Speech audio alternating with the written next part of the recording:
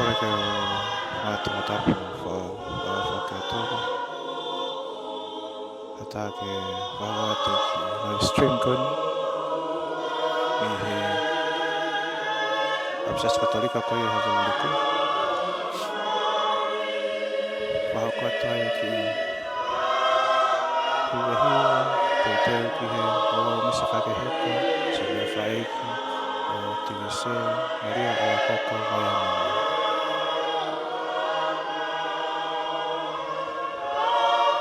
Fona ya bahe itisi pe mohen kamata so kata wangi pe mo mau ahla me pe mo to ba me ngalope ha fe atu mo to mo share to stream ke sia o ki ngai family ko ya na tau to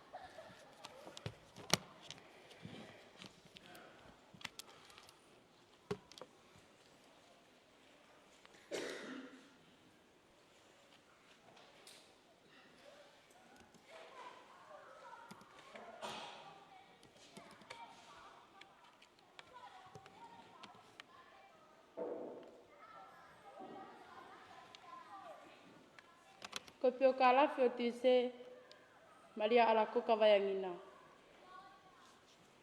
Ko tise ne whaele e a taha tolu o me tahiwe wawha.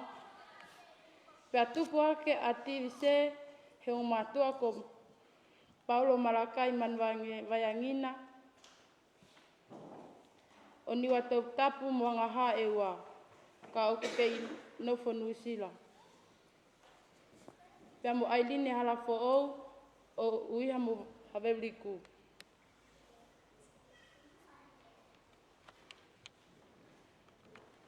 Ko tise ai whika wha he whanau e toko walo a Paulo mo ailine. Aia oku ai ko lai taha nustaukanga lea kona o simahoa mo whanau. Ua, litiane whakaola, pēi ilomoloma vayangina o simau whanau. Ko tolu lawa kei aho vayangina o simahoa mo whanau. Ko whika wha, tise Maria ala koka vayangina, mo neonki o whewhine, paea e toko ua. Fustele sia pāpani, pea mo Josephine Manuel. Ko nima, Thomas vayangina, o simahoa mo whanau. Ko no, e mamano whetoa, o simahoa mo whanau. Ko whitu, Pauwal vayangina, lorotonga i New Zealand, te ke mauhoa mo whanau. Ko walu, Maria Fatima ofa ke alafua vayangina, aya ko au ia o ko whakahohaa. Te ke mauhoa ka ko au ko whaki mai ke ai e tise hono o whewhine si taha ke hoko ko tama.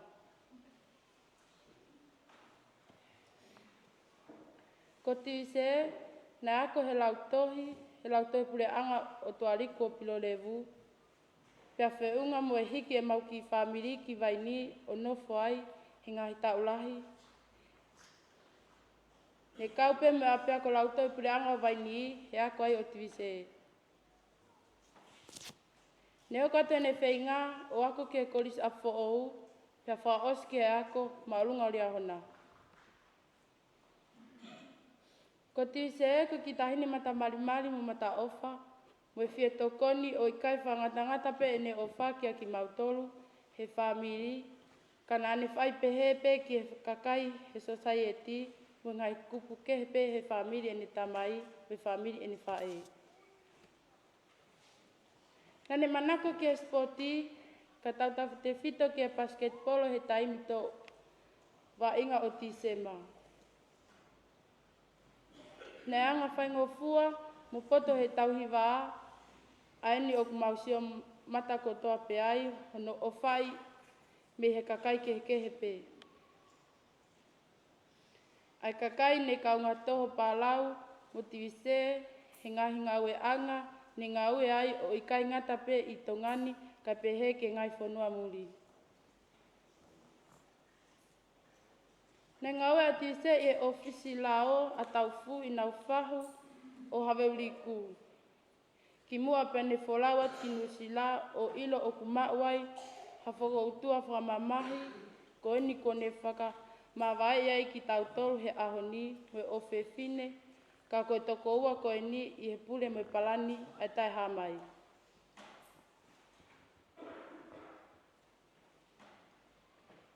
E whai kuiku e mo ui o tivise, nane o mai hangahi whekau lelei, mo mau inga, ka koha matai koloa ki o mau ki whamiri. A ene fie mau, ke mau nofo merina mo whio fofani, he ko ene urunga ngāia na e pehe. Hira ngahi lahi me tokoni a tivise ma ki mau tolo no kotoa, pea ne tari ko au ki e hui a eiki mafi he taimi, taha hongo fupi ema i aho o ua sune wanoa wano, ke ni whakawhiau ki hau. Wholawa tivise Maria ala koka vayangina, moho mauloto, he ko ia pe na ne whaaki, pea ko ia pe ko ne toitoo. Ka o ku mau whamalo atu he mau whiohi whakangarunga taa, malo he ofa kotoa pē. Ka kia te au, malo e whalala, mai kia te au ke tauhi ho ofe fine, ke hoko ko ofe fine. Pa ko eku tuku ingata e whai maana kai pehe kia fusi. Whakau atu kia te koe ai ofa mai a Paulo neongo i kai ke kaumo ki mautolu ko toa he ahoni ka kohono lo tō whataha mo pōwalu o kuna i heni pē mo ki mautolu. Ofa lahi atu ka koe me manaki.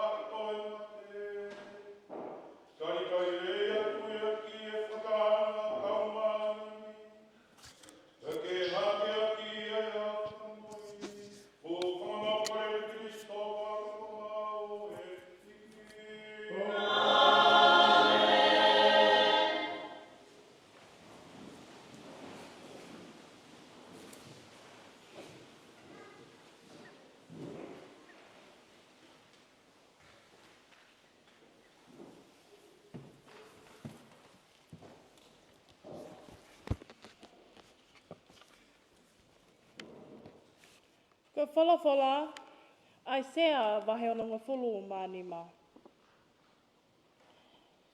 He wakai o ku whakatopu hanga hilangi fo au, moa whanua fo au. Pe e kai mana toa e uluaki, pe e kai te nau hake i he lolo o ataha. I kai ka mawhiawhia moto mee o ta ingata, i ha mea o kua whakatupu. Pea ko au eni o kua whakatupu fo au a Jerusalema, ko e koto to mee. Pea ko hono kakai, ko e koto whiawhia.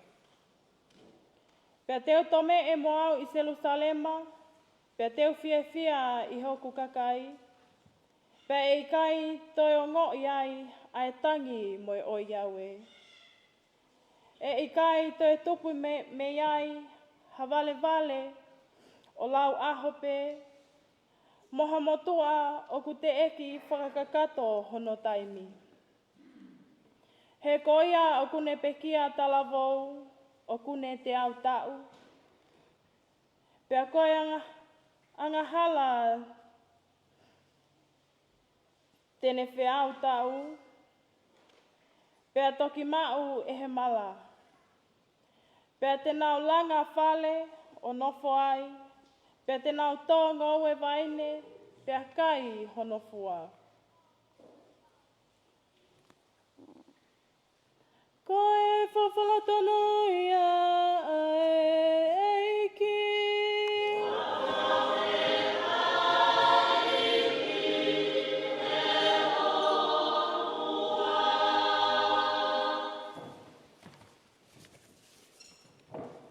Same whetariaki, same te au māua, koe ni motari. Koe eiki, o kua ngā ofa, mo whai mes.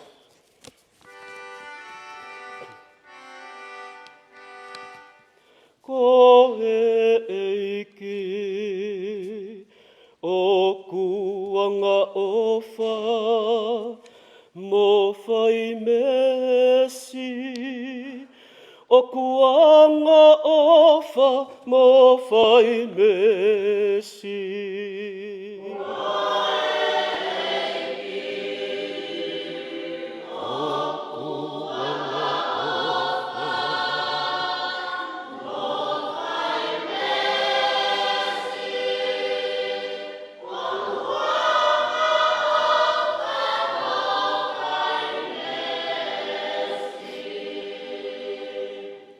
E hoku lau mali e, whakawheta iki he eiki. E kumo ui kotoa, tapu e kina hono hua whatapu. E hoku lau mali e, wheta iki he eiki, pe pea wakai, na angalo ia te koe, a ene ngahi tapuaki.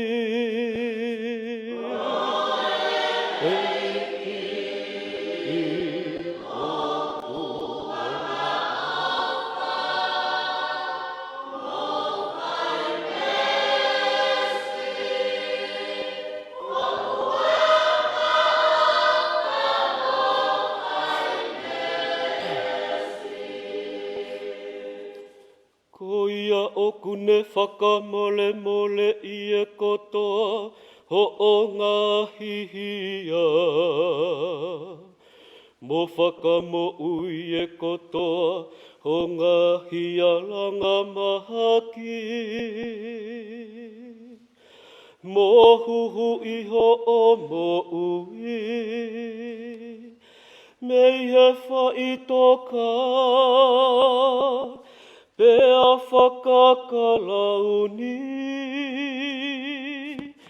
aki koe ene ofa.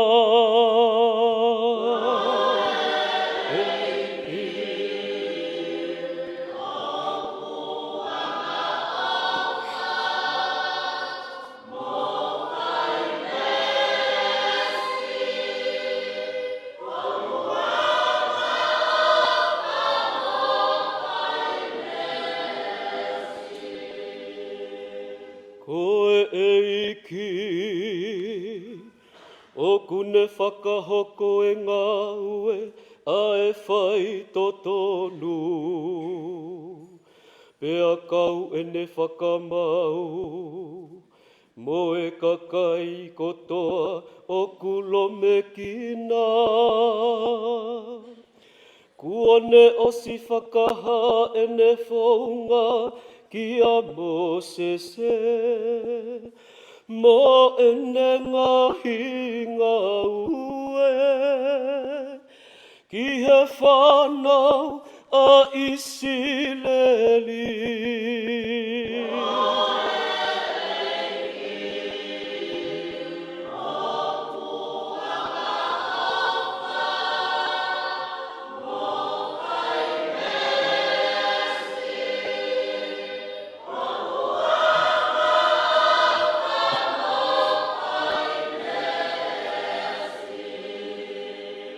Koe eiki o kumanawa ofa, mo ofa.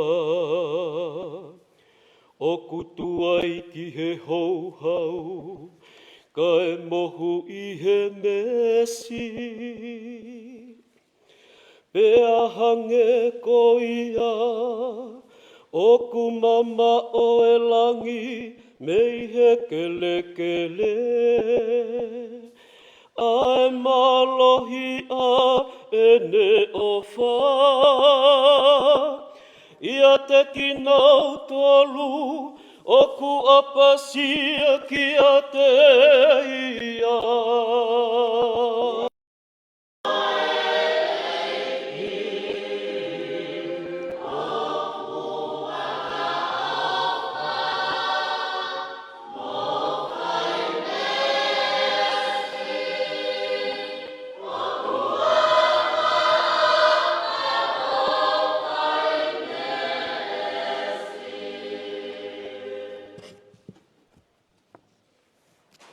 Ko no ua o wholofola, loma wahenima.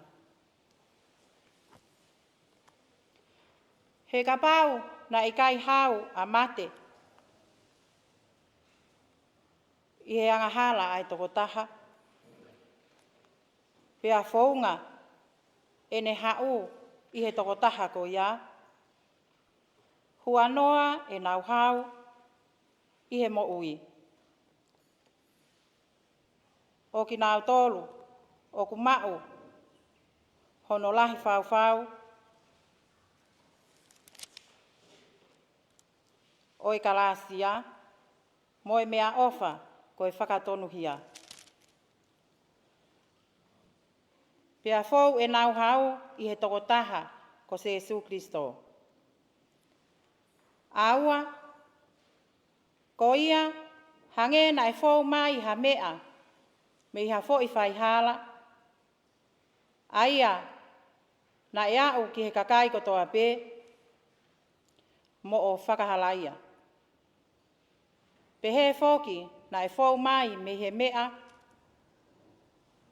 me ha fō I whai to tonu. Aia na e au ki he kakai kotoa pē, mo o whakatonu hia, ke nau mo ui.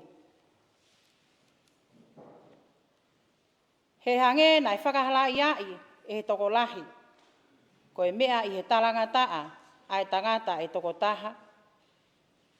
Pehe fōki, e whakatonu hia I e toko lahi, ko e mea I he talangofua ai toko taha. Pea koeni, na e huange a lao, ko e uhi ke lahi ai whaihala,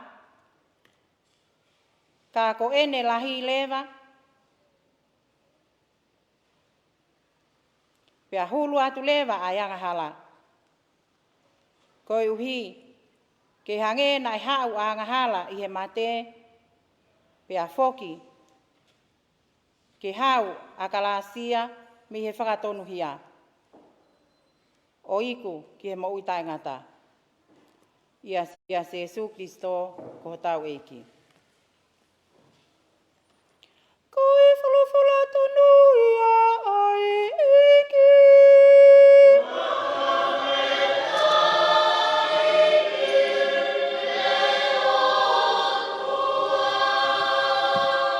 Tokateu, e ngongo lelei.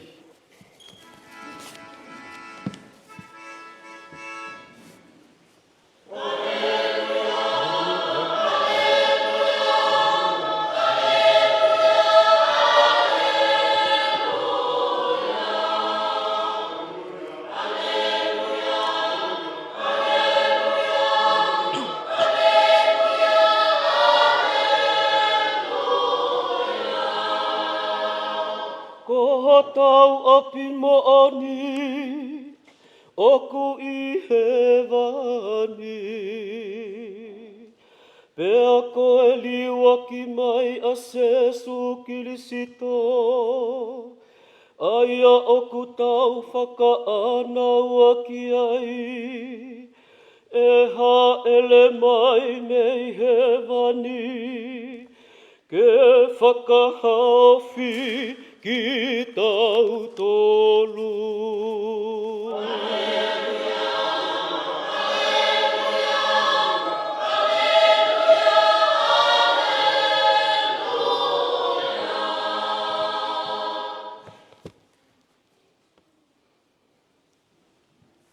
Wangia whetek mo tolu ai eiki.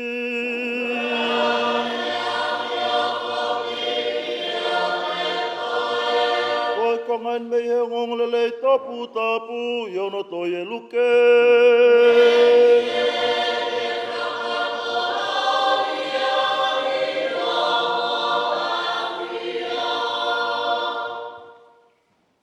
Luke ko hono fitu oi wahe.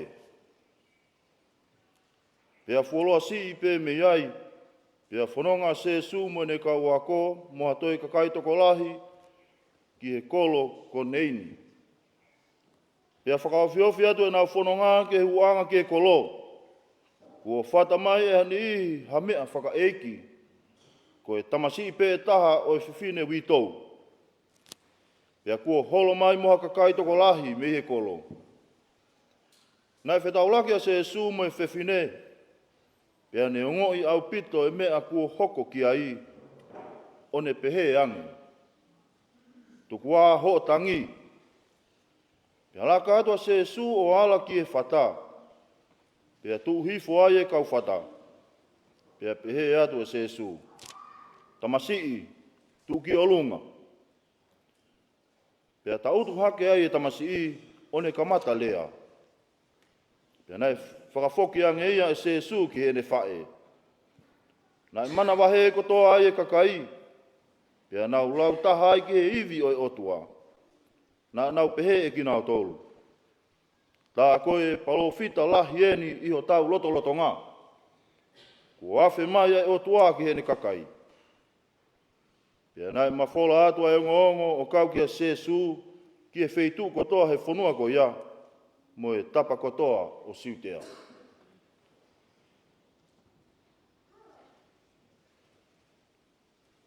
Koe ngomalelei tonu ia o e eiki.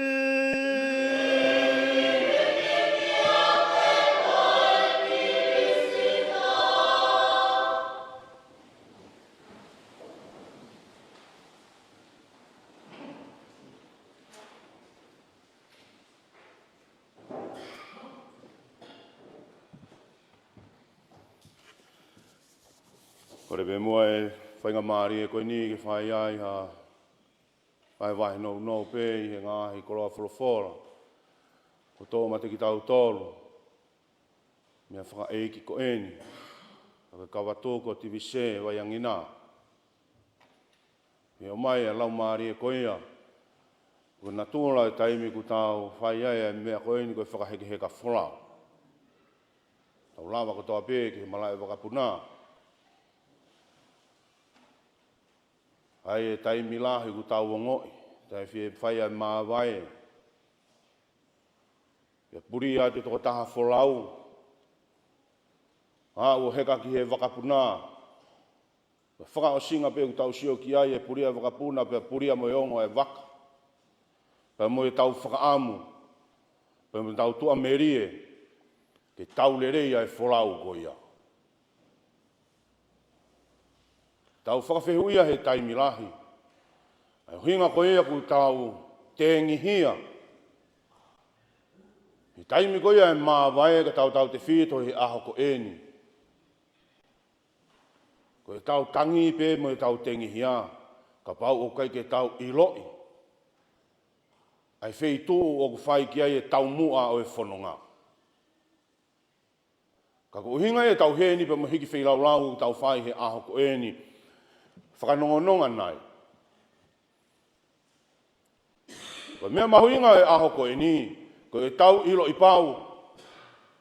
Ai wheitu o ku tōuta ki ai, ai whanonga e lau maari e toko taha ko e ni he aho ko e ni. Ko e tau tuia mo e tau whalala, i he tau lotu o ku whai. Ko e tau whie maari e angai.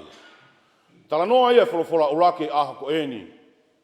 Palo fita ko ia ko aisia ne whenga te whakanongononga. Ka inga ko ia Jerusalema. Whainga tāke ke na mo ui. Kana no foi toko taha ko ni e palo fita ko ni pena hanga he o tua o fofoai kia ia whakakaukau. Ke ne talaki ke ka inga ko ni pe koe kakai ko ni. Hiri hono taki pa opula ki nao tole koe puke pa opula ki nao tole pāpilo ne. Kamata ke more amana ki lerei. Hanga rewa he palo fita ko ni o whenga ke whakanongonoa ki nao tolo o ange whakatata Afrika uraki na tau whanongoa e wholofola uraki aho ko eni. E hange e mo ui, ko e mo ui haki tamasii ke i vare vare. E a hange pe, ha toko taha ko matua tua. O mahino na ne o sia usia e ngāhi lerei ko toa pe. Kana au whangatuku ake tala noa e palo fita. Wholofola uraki koe ko tau whanongoa, ai malawa koe ke mahu inga maari e. Ko koe pia mua au koe mea vai vai pe. Kai ke malawa ke iku na. E tono no pe moanga hala e tau mo ui. Ka whakanongononga ta tau ia ne whai ko ia. He wholofola honoua e tohi ko ia paula kake ka kailoma. Ai ni ko ia ne whakaasinga ake tau wholofola honoua he aho ko eni. He whenga paula ke ne whakahoa rewa a tama pe mo sesu. O tupuanga e vai vai tupuanga e anga hala. Pa mo e whakamore more anga o ho taha ngahi anga hala. Ko uhinga lahi e ta i heni i hoa taha ko eni. Mo oni e ngahi le rei. Mo oni e ngahi mo mona. Ngau e nei whai e toko taha ko eni ko tivise. Na to glawa me pehe tau ko si palokia ko eni. Kei ke maha taimi lahi. Ke whiohi ai pia mo e toko taha ko eni pe ke ilo. Ahano natula mo hono ulunganga. Ko mea pena uto whakatoa ngā ia e toko taha ko eni i he misa. Ma ngāhi mea o ko whai. Kana ai pia ki mea ne asi pehi e pio kāra whina whakatoa ngā. lava mai o fai hono tākai lolo ko ia toko taha ko eni. Na whakawhihui rega toko taha ko eni, toko taha mata mari mari. A tāhine ko eni o TVC. O aho koe no hao fai hono tākai lolo, ana o talanga TVC, ko hama koe ke toi mari mari mai ai. Ka koe nā tula to tonu ia toko taha ko eni, ka kune o mai ka koe pia moau he aho ko eni. Wai o whalahi atu, ia Paula, a Irene. A wai o whalahi atu, ia Fusi, mo Josephine. I he aha ko ini, ka koe tangi tatau ia, pe moi hahanu, me whai e whae ko eni he ongo le reina tau whanongoa.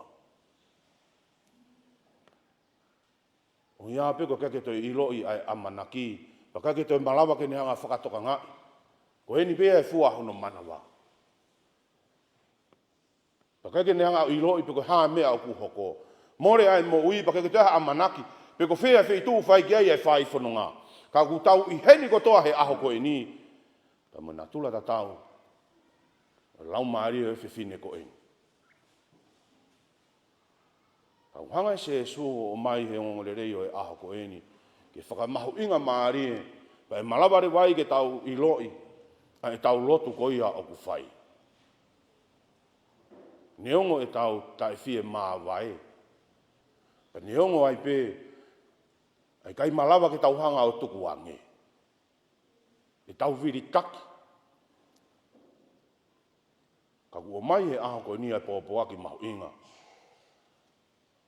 O ku toe unua ange, ai fie mau ia ai otua. Neongo e tau ngahi whakaamu ko toa pe. E whaamiri, i he maheni. Te tau whakalaulau noa i he ngahi le rei, pa mohono ngahi tāpua ki. Kau te tai unua ange fie mau ai otua, mai toko taha koeni. O tui koe whanongono ngai o mai ka koe pia moau. He aho koeni, e whai koe a tala noa e ngoni rei o e aho koeni. Fou atu koeni e ki whaamiri koeni, o whakatonga i koe e se su. Ko taimi la hia tau whakahekeheka o whai he taimi ko toa pē. Hange ko mata ke more tau amanaki, uia koe ke tau whakapapau i pegu i whe ia.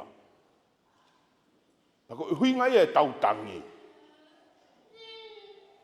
Kau hanga ngāhi wholofola he aho ko eni, o mai e whakaamanaki le rei ke a koe pia moau. Pe mui hiki whei lau lau ko eni u ta whakahoko, ke malawa ke tahanga whakatoka ngā. Koe palo mesi pēnei o mai he otua ka koe pia moau. Ne whakatupunga he tangata e anga halapa mo e mate. Ka koe mea na kai ke e whinangalo ke e o tua ke ta malawa ke ta usia e ki taua tangata. Ka tupu pe mo ia Kristo o ne pekia he kolosi o kuiaie a manaki le rei o e aho ko e ni. Ka malawa ke ta whakapapau e tari rei e lau maari o TVC. Neongo e ne vai pa neongo e ne tōnou nou. Ka koe whai whakamore ai o tua. Pa mo ene whai mesi, te ne taritaria ki he ne pure anga. Koe mohu amanaki au ta whai he aha ko eni. Te vise toka he no ngā pa mo i fie maari e. Le whakamore iangi au, pa mo ki mau toluni hono katoa. Me ma ngāhi tōnou nou i e whanonga anga. Pa malawa ke taritari ko he otua, ke he pure anga o he vani.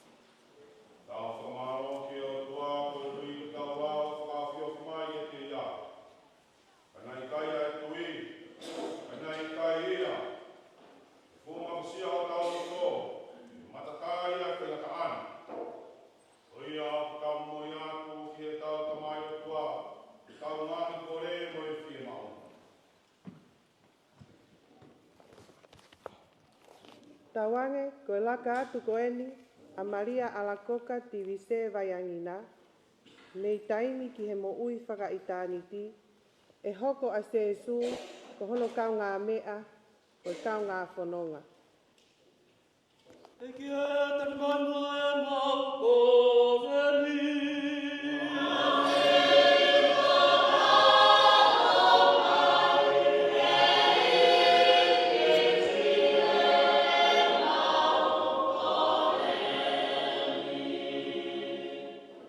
Whakatawange eiki, ko i heni e ngahi ka i ngā mui maheni, e lawa ke whakamooni a ke a whio ai pē ai otua, mō ki tau tolu pēr mo ene ofa.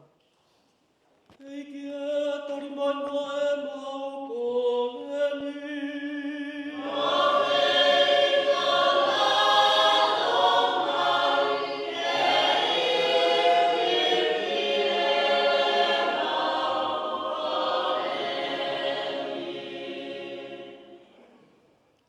Whatawange eiki. Ko mamahi o to whanga i ho mauloto. E lawa pēke nā to whawhainga maari e ki mautolo. Ke mauto e ongo i pē ai whainga tā ia. Mo mamahi. Whiawhia. Mo mawawa. O maukoleni i he tui. E kia tan manua e mau kōreni.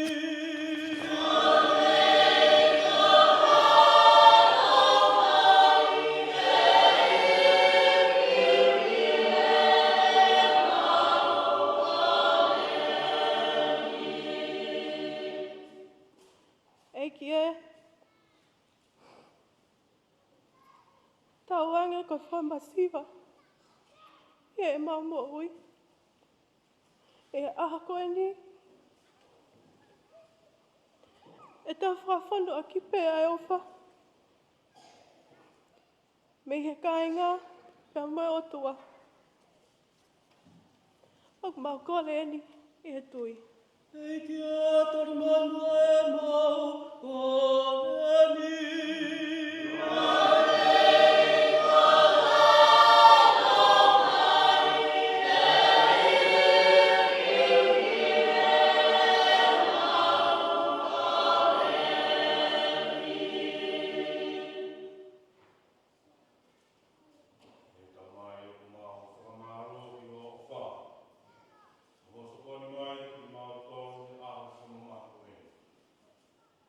Kali fia fia, ma ofa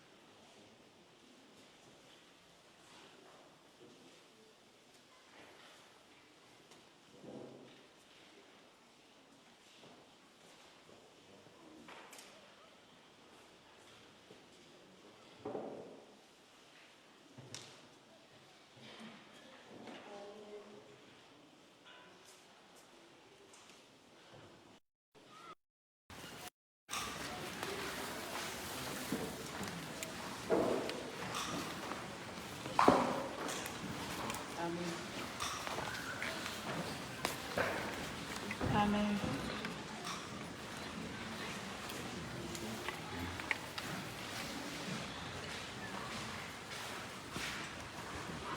Amen.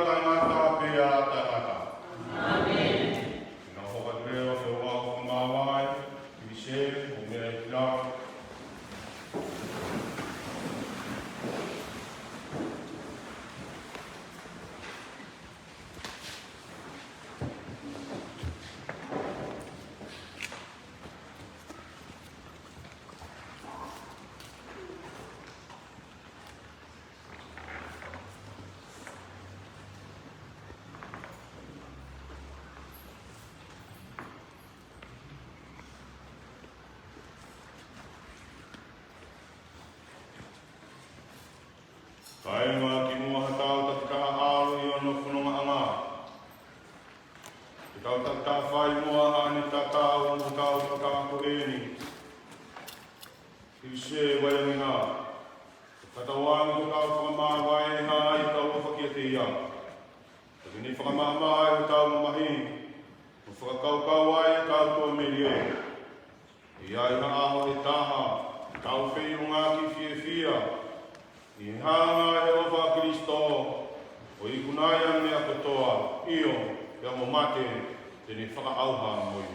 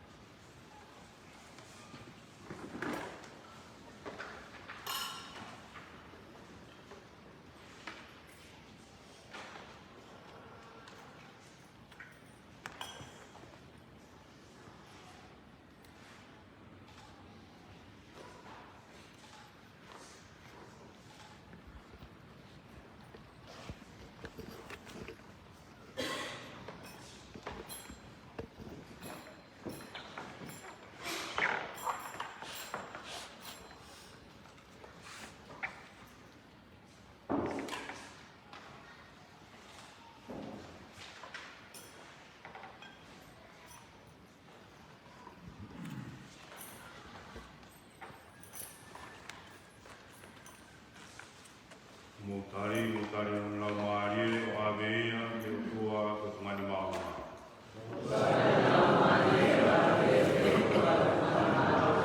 O omi ka maani ani ai o tua ko ni ia.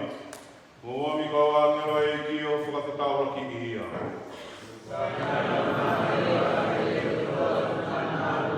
Wangi mo Kristo ai o kuneo i koe. Kini ave koe ki o te ia pe. Tawangi ki taki koe ka wangi no ki whakawhaka e kola hame.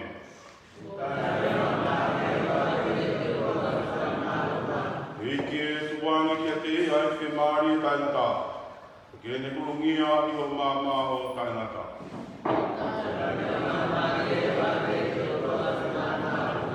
Ka rotu.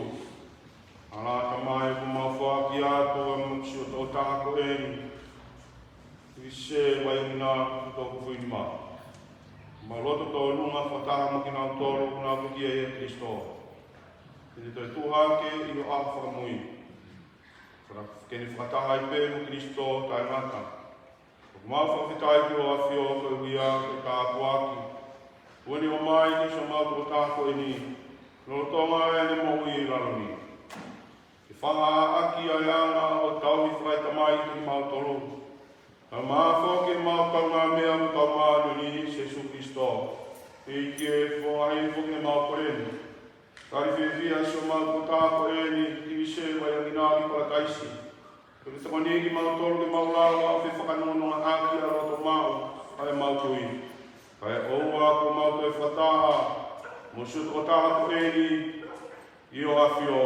Ko mau koreni a Kristo ko mau e ki. Kawangi ki tāki koe, kini se waiangira e ka wangi loi kupola taisi. Kuri whakitaulaki mai ke te koe kau mariki e, o taki koe ke pola taku, ke seru sarema fo'o mo tainata. Ima hiru mai rewa hiwa maa wai, au whae leo ki se kaito. O whange ai o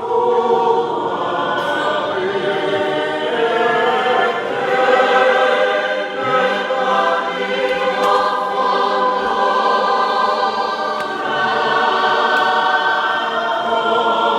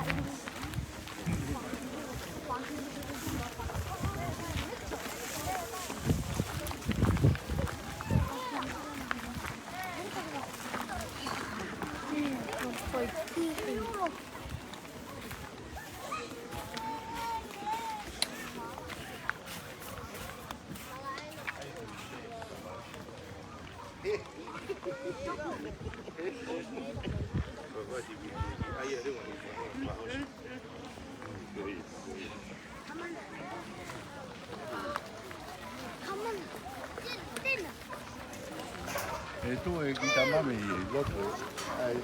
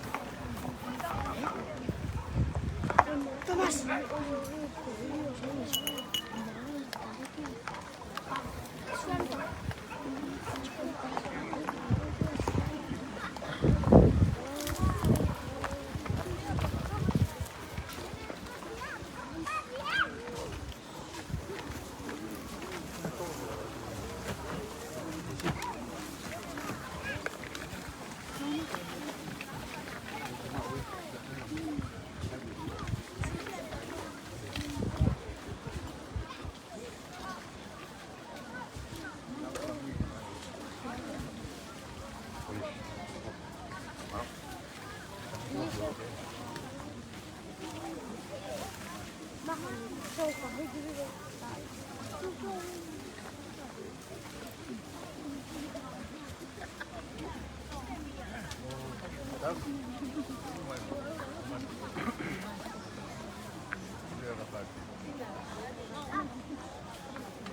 ki se Jesu Kristo, o lotonga au e pa e whanua loto i he au e tolu. E ke whakatop tāpu e ngai whanua loto ki nau tolu koe o nau tui ki te koe. Ea neongo o tā koto pe i e kere kere au tau sino.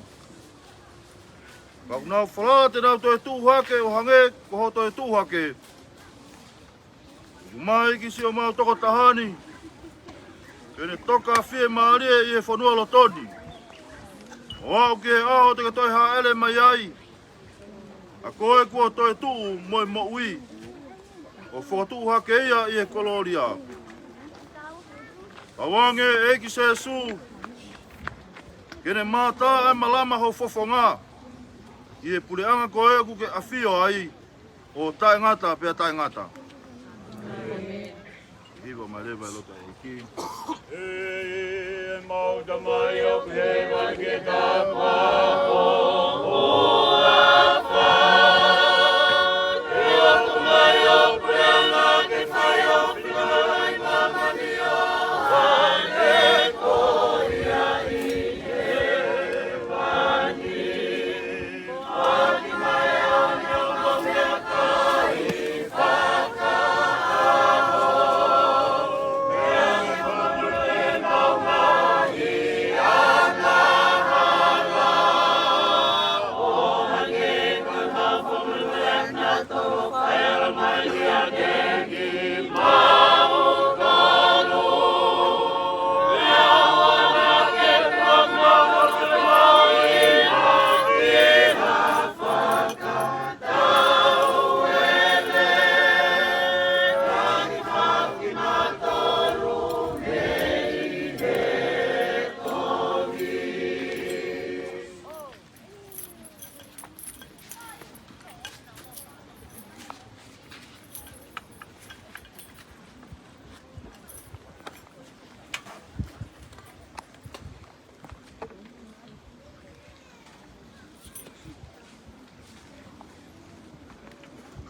Koe uhi, kua uie o tua mafi si o tau toko tā koeni. Ko tiwise vaiangina. Kene hiki atu mehe mama koeni ki a te ia. O tau tuku lewa, hono sino. Ki e kere kere pe koena e ngauhi aki ia. Ko ki tau tolu koe efu pe. Ea kua pau ke tau toi liliu pe koe efu. Ko Kristo pe e toko taha na e whakatuu hake mei he mate. Te oku tau ilo pau. Tene toi whakatuu hake ho tau sino ala mate. Ke tau whakatatau ki a te ia i hono langilangi. O tau whaki si o tau toko tahani ki he eiki. Tau wange ke taria e eiki ki he ene merino. Te a whakatuu hake hono sino i he aho whakamui. O mau kole eni ia Kristo ko mau eiki. Amen. Au whahaere rewa e kino tipu seke whanua loto.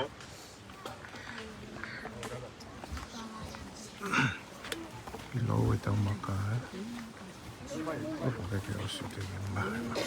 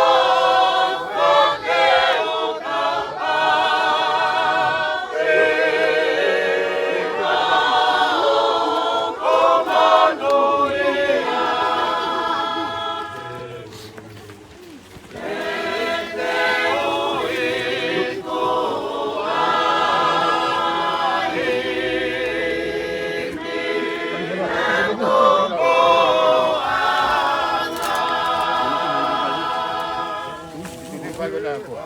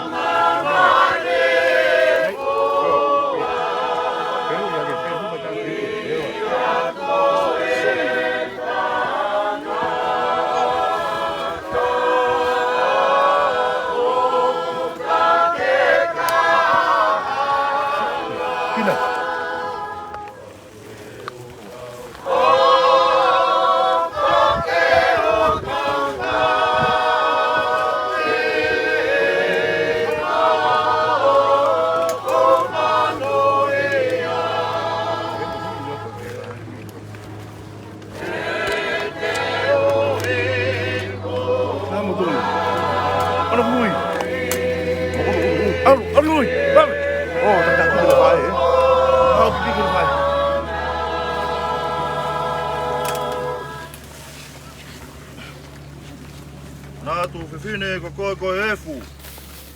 Reke te ririu pe ko efu.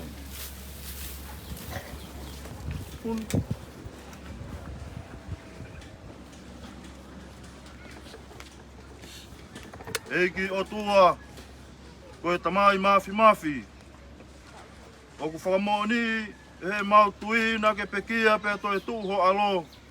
Koe uhia ko ki mau tolu. Awange mo matoko taha koeni. Maria Alacoca Tivise, Vaiangina. Kene inasi ie misterini. O hange okune mo atu kia sesu. Ko hono malolo anga ie tui. Awange kene mau ia te ia ai fia o toi tuu. Ko mau kole eni ia Kristo ko mau eiki. Amen. I te ipekia sesu ie kolosi. Nane fuaki mai ane fae, ke fae ke ai e siasi mo ki tau tolu. Tau kore whakataha rewa e hu fuaki a Maria ma tivise. Sio to ofa Maria, e mo kolasia, e te koe e ki.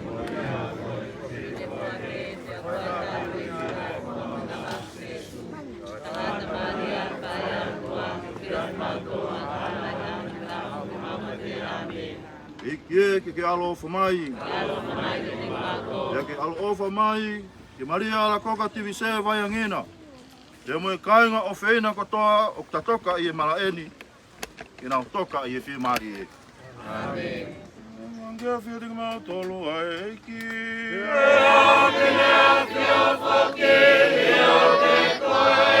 Angea iwa mai tāpa ke tō mafi, koe tamai iwa mai aloho, moe lamani e maniani.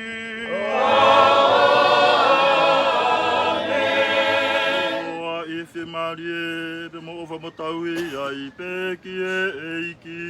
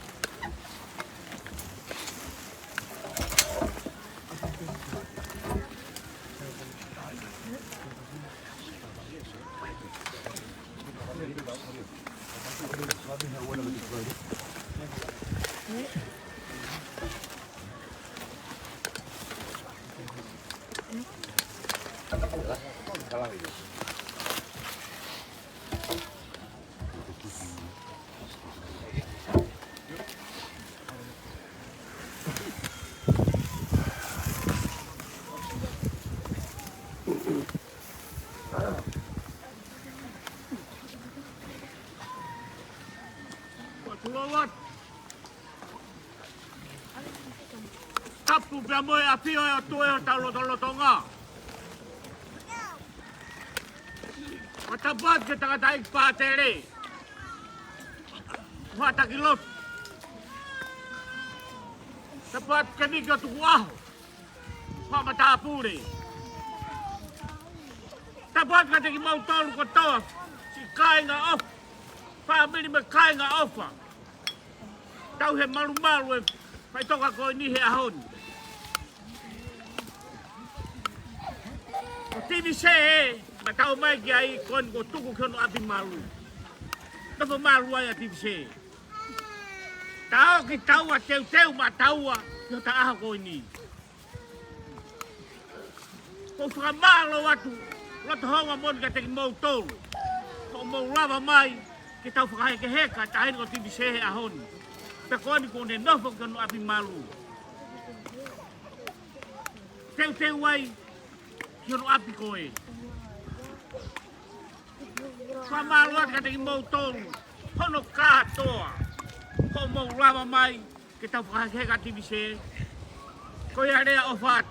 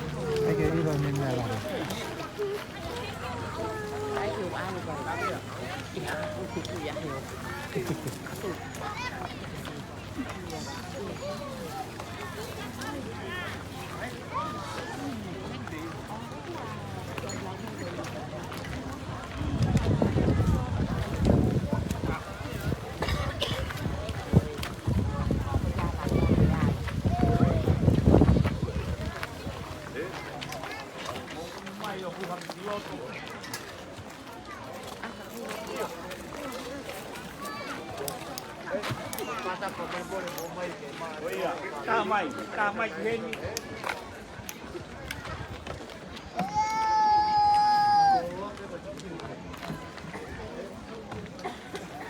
Omai.